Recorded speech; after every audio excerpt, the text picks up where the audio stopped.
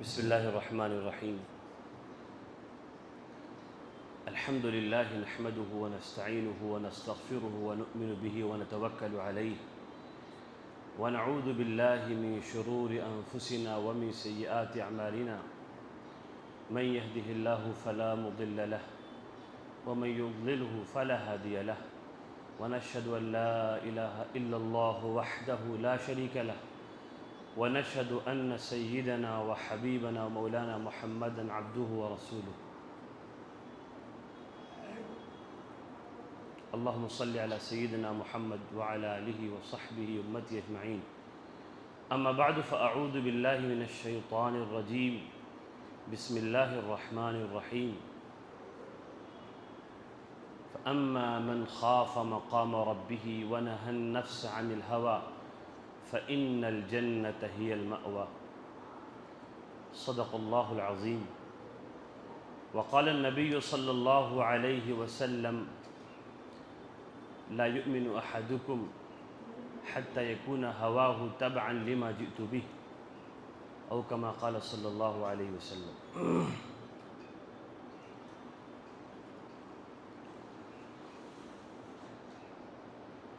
رمضان المبارک کا مہینہ بالکل قریب ہے اور اس کی پوری تیاری کرنے کا وقت چل رہا ہے۔ ایک مرتبہ رحمت دو عالم صلی اللہ علیہ وسلم نے شعبان کے آخری دنوں میں رمضان المبارک کے آنے سے ایک دو روز پہلے مجلس مبارک میں صحابہ کرام سے عرض کیا کہ تمہارے اوپر برکتوں والا مہینہ آ رہا ہے، تم اس کی تیاری کرو۔ رمضان کی تیاری کیا ہے؟ رمضان المبارک کی تیاری یہ ہے کہ سال بھر جو بہت سارے گناہ ہم سے ہو گئے، غفلتوں میں زندگی گزری، دلوں پر گناہوں کا میل چڑھ گیا، ان کو دھلنے کا، ان کو معاف کرانے کا موسم۔ اور تیاری اس کی یہ ہے کہ روزے کو اور تراویح کو، یہ دو خاص اعمال ہیں رمضان کے، اور تیسرا عمل قرآن کی تلاوت، لیکن دو خاص اعمال ہیں رمضان کے، روزہ اور تراویح۔ حدیث شریف میں آتا ہے من صام رمضان، آتا ہے من قام رمضان، جس نے رمضان کا روزہ رکھا اور رمضان میں تراویح پڑھی ایمان اور احتساب کے ساتھ تو اس کی بخشش ہو جاتی ہے۔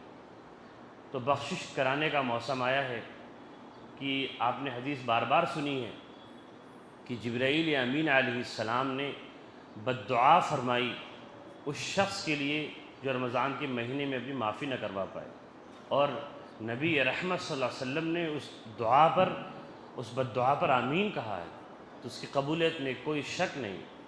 تو بخشش کرانے کا مہینہ یہ اس وقت بن پائے گا جیسا کہ اللہ کے رسول نے فرمایا کہ ایمان اور احتساب کے ساتھ روزے رکھیں اور ایمان اور احتساب کے ساتھ تراویح پڑھیں۔ من صام رمضان ایمانا واحتسابا غفر له ما تقدم من ذنبه وفي روایت ما تاخر، کہ اللہ کے رسول نے فرمایا جس نے رمضان کے روزے ایمان اور احتساب کے ساتھ رکھے اس کے گزشتہ گناہ معاف ہو جاتے ہیں، اور ایک روایت میں کہ باقی گناہ بھی معاف ہو جائیں گے، یعنی گناہ ہم نہیں کرے گا، انسان توبہ کر لے گا۔ ایمان اور احتساب کیا ہے؟ ایمان اور احتساب کہتے ہیں اللہ کے لیے، اللہ کے دھیان کے ساتھ اللہ کے لیے کوئی عمل کرنا، جائزہ لیتے ہوئے۔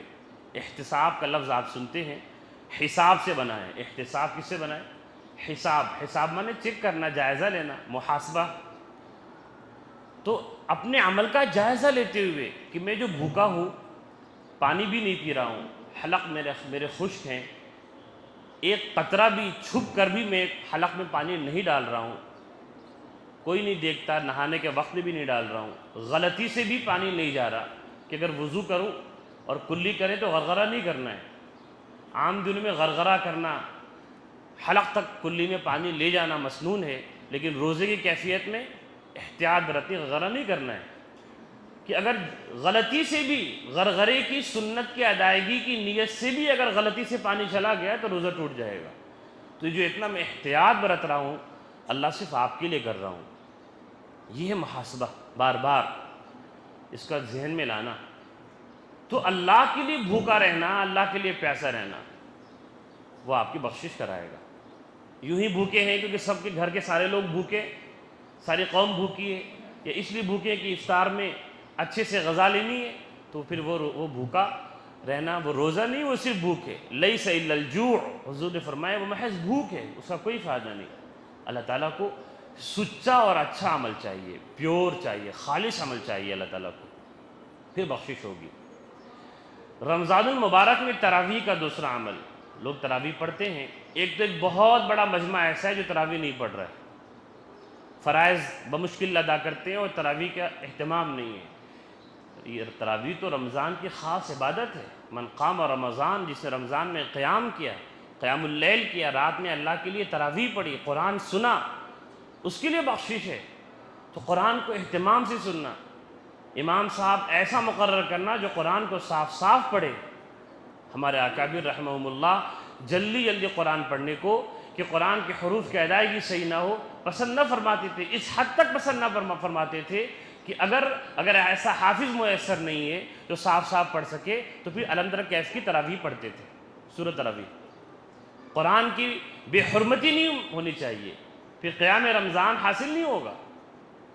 عمل کو اس کی حقیقت کے ساتھ انجام دینا ہے، خواہ تھوڑا ہی کیوں نہ ہو. ہم پورے قرآن کو ختم کرنے کی اور قرآن کو پورا سننے کی سنت کو ادا نہیں کر پائے، لیکن قیام تو ہمارا محفوظ رہ گیا، تراویح تو ہو گئی. اور اگر امام ایسا ہے، حافظ ایسا ہے کہ جو تیز پڑھنے کی وجہ سے حروف کو کاٹتا ہے، حروف کو صحیح طریقے سے ادا نہیں کرتا، تو پھر تو قبول ہی نہیں ہوگا، نماز ہی فاسد ہو جائے گی. بہت سی مرتبہ حروف کے بدلنے سے نماز فاسد ہو جاتی ہے، نماز ٹوٹ جاتی ہے. اور پھر دھیان کے ساتھ تراویح پڑھنا، کہ سمجھ میں نہیں بھی آ رہا ہے پھر بھی اللہ کے کلام میں مشغول ہیں، دل لگائے ہوئے ہیں اپنی کوشش بھر تک. اور جب انسان قرآن کو دل لگا کے سنتا ہے تو چاہے نہ سمجھے اس کا اثر ضرور ہوتا ہے، ایک گنا اثر ضرور ہوگا. اگرچہ قرآن کو سمجھنا، اور کم از کم اتنا تو سمجھ ہی لے کہ جو صورتیں عام طور پہ پڑھی جاتی ہیں وہ ذہن میں رہیں اس کے. چلیے تراویح تو پورا قرآن ہے، اس میں سننا ہے، لیکن جو عام طور پہ صورتیں پڑھی جاتی ہیں نمازوں میں، اس کا ترجمہ، اس کا مطلب موٹا موٹا تو انسان کو معلوم ہونا ہی چاہیے.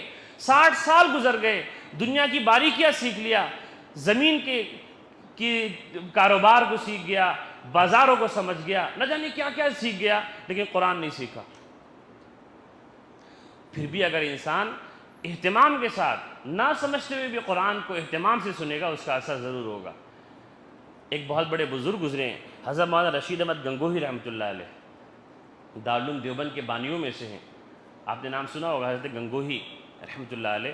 وہ ایک مرتبہ قرآن پڑھا رہے تھے، تو پیچھے جو مجمع مقتدی حضرات کا تھا وہ نرے جاہل لوگ تھے، ناواقف لوگ تھے، پڑھے لکھے لوگ نہیں تھے. لیکن ایسا اثر عوام پہ ہو رہا تھا پڑھنے والے کا، اللہ کے کلام کا، کہ جہاں پر آیتیں اللہ کے رحمت کی آتی، اللہ کی نعمتوں کا تذکرہ جہاں ہوتا، جنت کا تذکرہ ہوتا، تو لوگ بے خود بے ساختہ ہو کر ہنسنے لگتے، ڈوب جاتے، لوگ ڈوبے ہوئے تھے لوگ، حالانکہ کوئی سمجھ نہیں رہے. اور جہاں پر اللہ کے غضب کی، اللہ کے عذاب کی آیتیں آتی، جہنم کے تذکرے آتے، لوگ بے ساختہ رونے لگتے. تو یہ کلام کا وہ اثر ہے جو اپنے اہتمام کے ساتھ لازم ہے. اگر آپ قرآن کو اہتمام سے پڑھیں گے، اہتمام سے سنیں گے، اپنی کوشش بھر تک، چاہے نہیں سمجھ رہے ہو، اس کا اثر ضرور ہوگا. تو یہ دو کام خاص طور سے کرنے ہیں. اور ان دونوں کاموں کا جو اصل خلاصہ ہے وہ اگر دیکھا جائے، وہ ہے نفس کی اصلاح. اللہ تعالیٰ نے بھوکا رکھ کے کیوں ہمیں ورزش کرانی ہے؟ مقصود یہ ہے کہ انسان جب اپنی ضروریات سے رکتا ہے، کھانا انسان کی ضرورت ہے بھوک کے وقت میں، پانی انسان کی ضرورت ہے پیاس کے وقت میں، اور جائز ہے، کھانا کھانا جائز ہے، نیک نیتی کے ساتھ کھانا عبادت ہے، ثواب ہے، پانی پینا نیک نیتی کے ساتھ ثواب ہے، بھوکا رہنا ناجائز ہے، بھوک ہڑتال کرنا ناجائز ہے. تو جب اللہ کے لیے ان جائز چیزوں سے بھی رک رہا ہے، تو پھر باقی سال کے مہینے، باقی ایام میں ناجائز امور سے بچنے کی بھی طاقت پیدا ہو جائے اس کے اندر. جو انسان رمضان کے مہینے میں ایک مہینہ کھانا پانی اور دانے سے رکا ہے، جائز چیزوں سے رکا ہے جو اصلاً جائز ہیں، خاص دنوں میں صرف ناجائز ہیں، جب اس سے رکنے کی عادت پڑ جائے گی اللہ کے لیے تو باقی دنوں میں گناہوں سے بچنے کی بھی عادت پڑ جائے گی۔ انسان گناہ کے مقابلے میں جری ہو چکا ہے، اب گناہوں کا احساس نہیں ہوتا۔ حدیث شریف میں آتا ہے کہ جب انسان ایک گناہ کرتا ہے تو ایک دھبا کالا اس کے دل پہ پڑ جاتا ہے، توبہ کر لیا تو دھل جاتا ہے، اور توبہ نہیں کیا اور اگلا گناہ کر لیا تو دوبارہ دوسرا دھبا پڑ جاتا ہے۔ اس طرح کرتے کرتے گناہ کرتے کرتے سارا دل سیاہ ہو جاتا ہے، مرباد سیاہ ہو جاتا ہے۔ جب دل سیاہ ہو جاتا ہے تو پھر کیا ہوتا ہے؟ اس کی پہچان یہ ہے کہ پھر گناہ معلوم نہیں ہوتے، نفس لوامہ نفس امارہ بن جاتا ہے۔ پہلے گناہ کرنے پر ملامت ہوتی تھی کہ ارے کیوں گناہ کر لیا، بد نظری کیوں کر لی، نماز کیوں چھوڑ دیا، جماعت کا اہتمام کیوں نہیں کیا، گالی کیوں دے دی، غیبت کیوں کر لیا۔ پہلے یہ احساس ہوتا تھا، اب وہ احساس بھی مر جاتا ہے۔ تو گناہ کرنے سے انسان کی قوت مدافعت، اس کی جو ڈیفینس سسٹم ہے وہ کمزور ہو جاتا ہے اور وہ ہر گناہ کیے چلا جاتا ہے۔ اللہ کا خوف دل سے نکل گیا۔ رمضان اسی طاقت کو بڑھانے کے لیے آتا ہے، اپنے ڈیفینس پاور کو بڑھانے کے لیے، گناہ کے مقابلے میں طاقتور بننے کے لیے کہ اللہ کے لیے مجھے ہر چیز قبول ہے، ہر غم تک قبول ہے، اللہ کو ناراض نہیں کرنا ہے، بس اللہ کو ناراض نہیں کرنا ہے، ساری دنیا میری تباہ ہو جائے مجھے اللہ کو ناراض نہیں کرنا ہے۔ یہ جذبہ بیدار کرنے کے لیے رمضان مبارک کا مہینہ آتا ہے۔ میں نے جو آیت کریم آپ کے سامنے پڑھی ہے، اللہ فرماتے ہیں اما من خاف مقام ربہ ونہى النفس عن الہوى، جو شخص اپنے رب کے سامنے کھڑا ہونے سے ڈرا اور اپنے آپ کو مرضی کے مطابق جینے سے روکا، بری خواہشات سے روکا، تو جنت اس کا ٹھکانہ ہے۔ اللہ تعالیٰ نے دو باتیں ذکر فرمائی ہیں۔ جنت کا ٹھکانہ اس شخص کے لیے ہے، جنت ٹھکانہ اس شخص کے لیے بنے گی جو اپنے رب کے سامنے کھڑے ہونے سے ڈرے گا اور اپنے آپ کو من مرضی اور مرضی کے مطابق زندگی گزارنے سے بچائے گا۔ انسان کا جی چاہتا ہے گناہ کرنے کا۔ آج دنیا، پوری دنیا آپ دیکھ لیں، اللہ ماشاءاللہ، ہمیشہ ہر زمانے میں کچھ لوگ تو حق پہ جمے رہیں گے۔ حدیث شریف لا تزال طائفۃ من امتی قوامۃ علی امر اللہ، کہ ہر زمانے میں قیامت تک کچھ لوگ ایسے ہمیشہ رہیں گے، دنیا کتنی خراب ہو جائے، جو صحیح معنی میں اللہ کے رسول کے وارث ہوں گے، ان کے دین پر صحیح طریقے سے جمیں گے۔ لیکن ایک دنیا مبتلا ہے دنیا کی محبت میں، دنیا کی محبت دلوں میں سما چکی ہے، ہر آدمی بھاگ رہا ہے، نمازی بھی بے نمازی بھی، نفس کی پیروی ہو رہی ہے۔ اللہ کہہ رہے ہیں کہ نفس کی پیروی سے خود کو بچاؤ، مال کی محبت، عزت کی چاہت، یہ اتنی سوار ہو گئی کہ اللہ کی پرواہ نہیں۔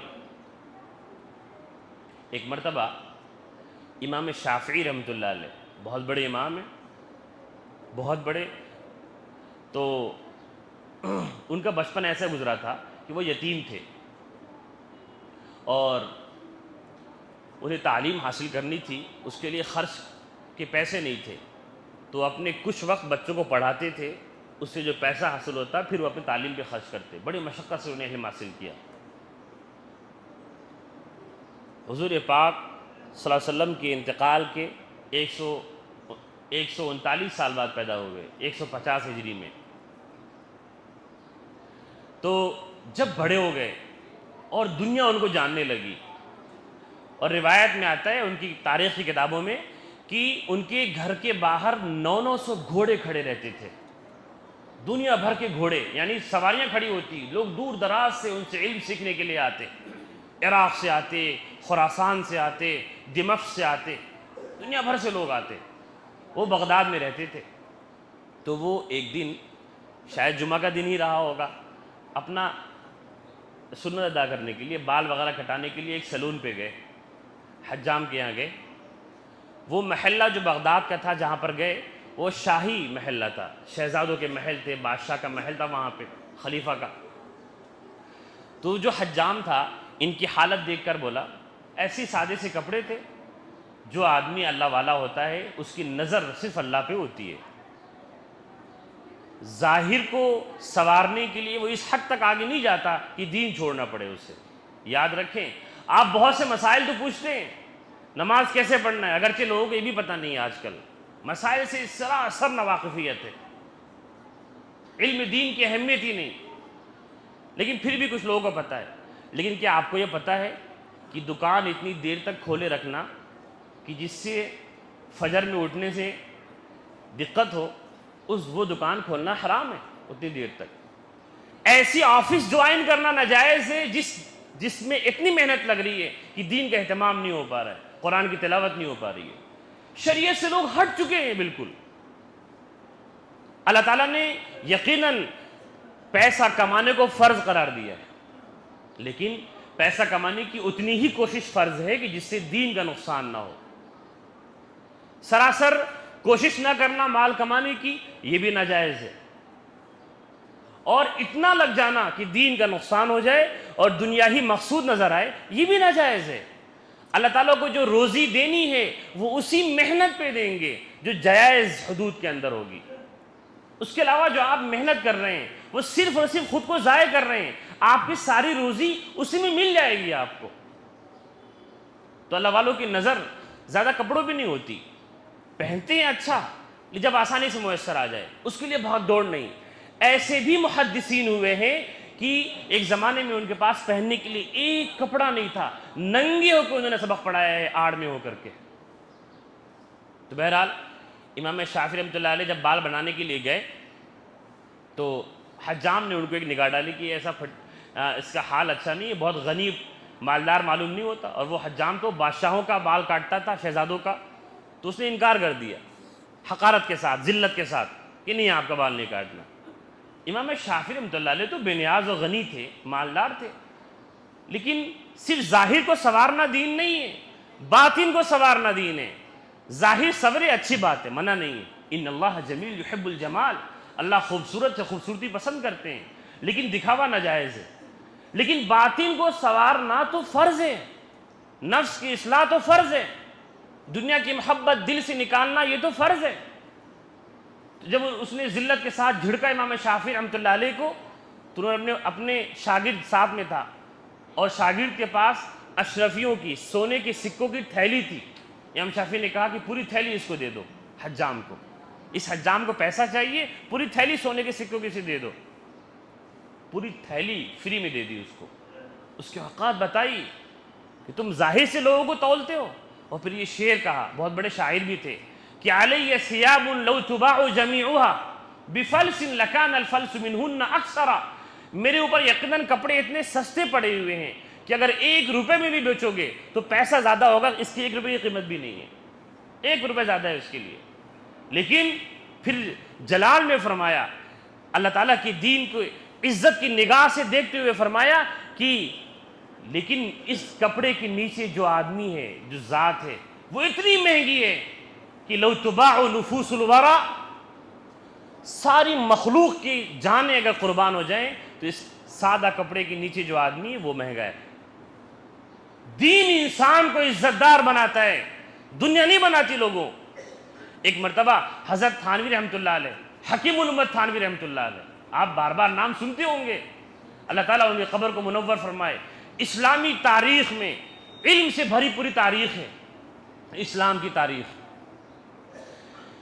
پوری 14 صدی کے اندر سب سے زیادہ جس شخصیت نے کتاب لکھی ہے اس میں نمبر 2 پہ نام آتا ہے حضرت تھانوی رحمۃ اللہ علیہ کا۔ اتنی کتابیں کسی نے نہیں لکھی ہیں، علامہ سیوطی نے لکھی ہیں صرف ان سے زیادہ۔ بہت بڑے ہندوستان میں دین کی عظیم خدمت دی ہے نبی کی امتیوں نے، عجیب اللہ نے کام لیا ہے۔ حضرت تھانوی رحمۃ اللہ علیہ مطلب لاہور گئے، ملک تقسیم نہیں ہوا تھا، پورا ہندوستان سے تھا، یہاں سے لے کر کابل تک۔ وہاں گئے لاہور میں، تو لاہور شہر بہت بڑا ہے اور جگمگ جگمگ کرتی لائٹیں تھیں، حضرت علاج کے لیے گئے ہوئے تھے، تو شہر بظاہر بہت خوبصورت نظر آ رہا تھا، جیسے ممبئی اور جیسے لنڈن کی بلڈنگیں چمک رہی ہیں، کتنا لوگوں کو اچھا لگتا ہے، مرین ڈرائیو پہ جا کے بیٹھتے ہیں لوگ۔ حضرت نے کہا کہ ان روشنیوں میں مجھے تاریکی نظر آ رہی ہے، اچھی نہیں لگ رہی۔ لاہور کی سڑکوں پہ جگمگ کرتی بلبوں کو دیکھ کر کہا روشنیاں تو ہیں پر نور نہیں ہے، تاریکی ہے۔ پسند اللہ والوں کی پسند تبدیل ہو جاتی ہے، جب دل بن جاتا ہے تو ایسی دنیا پسند نہیں آتی جہاں پہ دین نہ ہو۔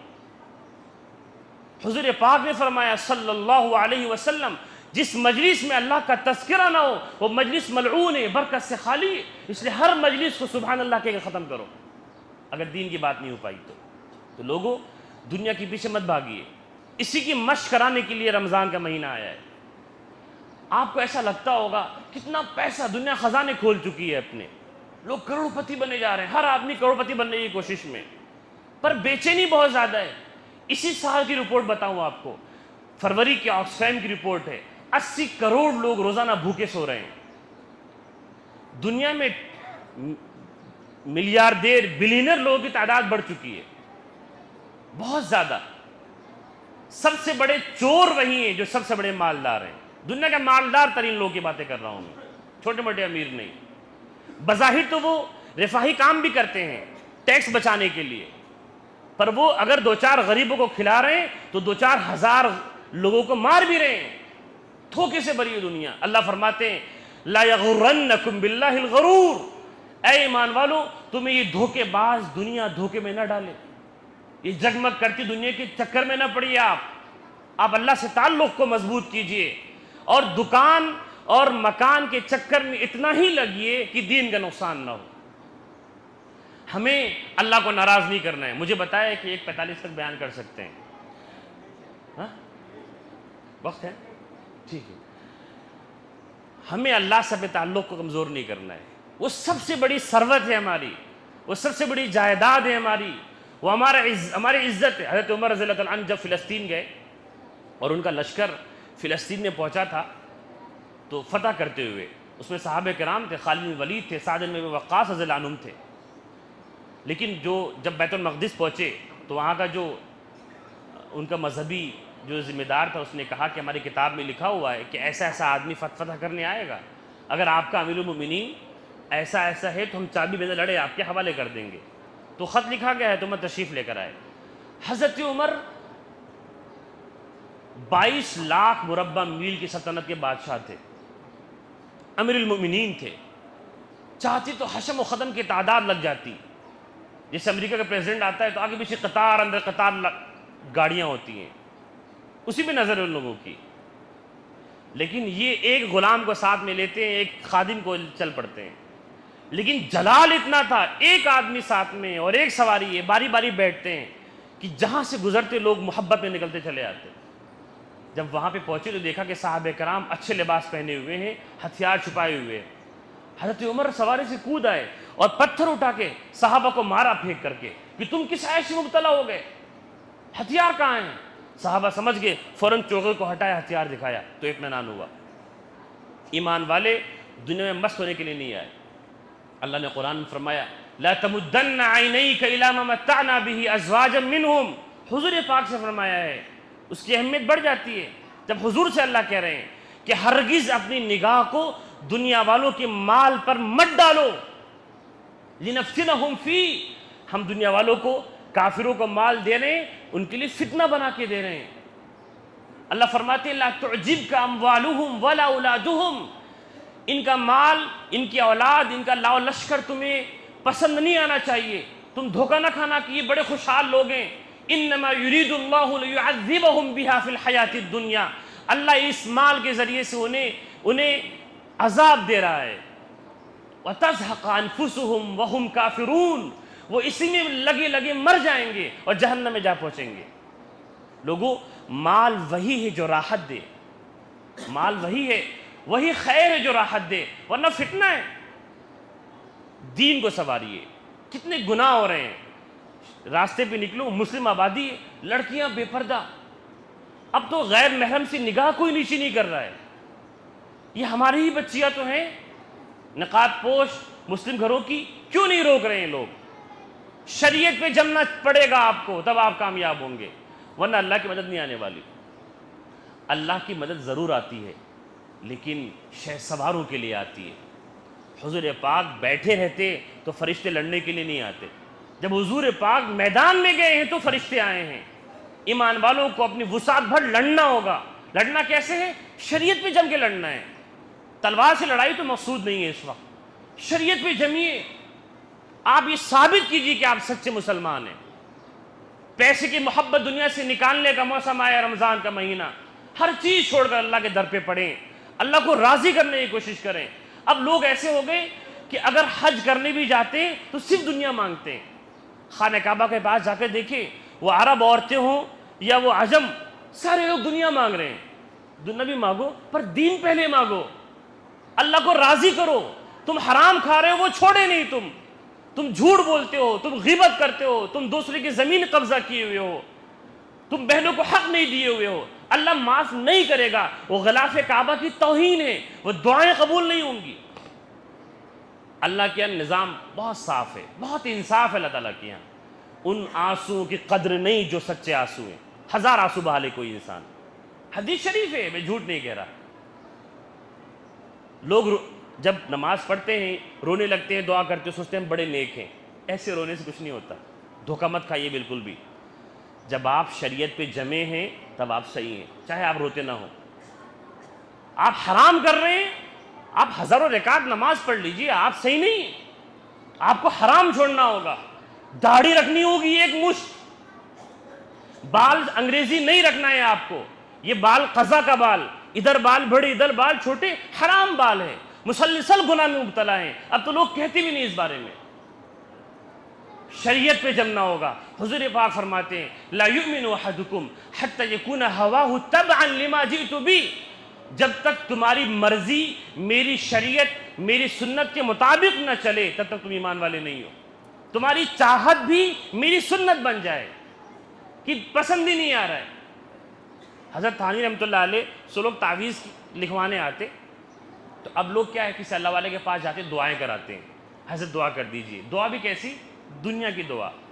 تو وہ دنیا کی دعا بھی اچھی دعا نہیں ہے. دین کیوں نہیں مانگتے؟ خواب کی تعبیر پوچھنے جاتے ہیں.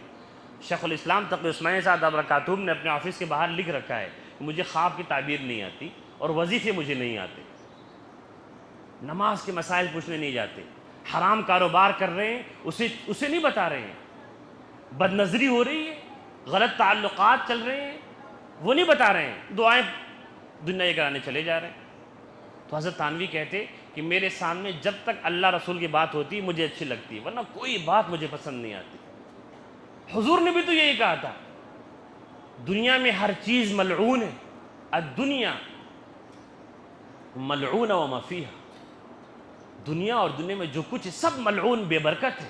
الا ذکر اللہ، سوائے اللہ کی یاد کے اور طالب علم کے اور عالم کے اور جو اس تعلق دین کی چیزیں ہیں، بس باقی سب ملعون ہیں. جب آپ دل کو بنائیں گے تو پھر آپ کو یہ جگمگ کرتے بازار پسند نہیں آئیں گے. لوگوں دل کو بنانے کی ضرورت ہے، اللہ سے تعلق کو مضبوط کرنے کی ضرورت ہے. مولانا قاسم نانوتوی رحمۃ اللہ علیہ کے پاس ایک آدمی گیا مال دینے کے لیے، ہدیہ دینے کے لیے. حضرت نے قبول نہیں فرمایا کہ مجھے ضرورت نہیں ہے، میں لکھتا ہوں کتابیں، پیسہ آتا ہے اس کا، باقاعدہ ملازمت کرتا ہوں، ضرورت نہیں ہے. بزید ہو گیا، نہیں لیے حضرت. جب حجرے سے نکلنے لگا تو وہ جو تھیلی تھی پیسوں کی اس نے حضرت کے جوتوں میں ڈال دی کہ حضرت جوتے میں ڈال دیں گے تو نکلتے ہوئے تو لینا ہی ہے، میں رہوں گا نہیں کہ واپس کریں. حضرت جب اٹھنے لگے اپنے وقت پہ، وہ جا چکا تھا ڈال کر کے، حضرت نے جوتیوں کو صاف کیا اور پہن کے چلے گئے، چھوڑ دیا وہیں پہ. اس قدر، جب اس قدر ایمان بنے گا، اتنا مضبوط، دنیا سے اس طرح انقطاع ہوگا، بس بقدر ضرورت دنیا چاہیے ہمیں. وہ دنیا جو دین سے دور کرے وہ دنیا نہیں چاہیے ہمیں. تب اللہ کی مدد آئے گی، تب پھر سلطنتیں ہمیں ملیں گی اور تب پھر راحت نصیب ہوگی. اب لوگ امیر تو ہیں، راحت نہیں ہے، گھبراہٹ کی دعائیں پوچھتے ہیں، نوجوان پریشان ہیں. لوگوں ہر چیز کا علاج یہ وقت ختم ہو رہا ہے کہ رمضان کا مہینہ آیا، آپ اللہ سے تعلق کو مضبوط کریں. آپ بھوک بھی برداشت کریں گے، کھانا چھوڑیں گے، پانی بھی چھوڑیں گے، حرام بھی چھوڑیے. آپ نے دکان کر رکھی ہے، حرام کا تعلق، اس میں تجارت ہو رہی ہے اور حرام چھوڑنے میں کروڑوں کا نقصان نظر آ رہا ہے. آپ برداشت کیجئے برداشت، چاہے وہ 1 کروڑ کا نقصان ہو، تباہی نظر آ رہی ہو، کیونکہ صرف نقصان نظر آ رہا ہے، وہ فائدہ ہے. اس ایمان کو بنانے کی ضرورت ہے.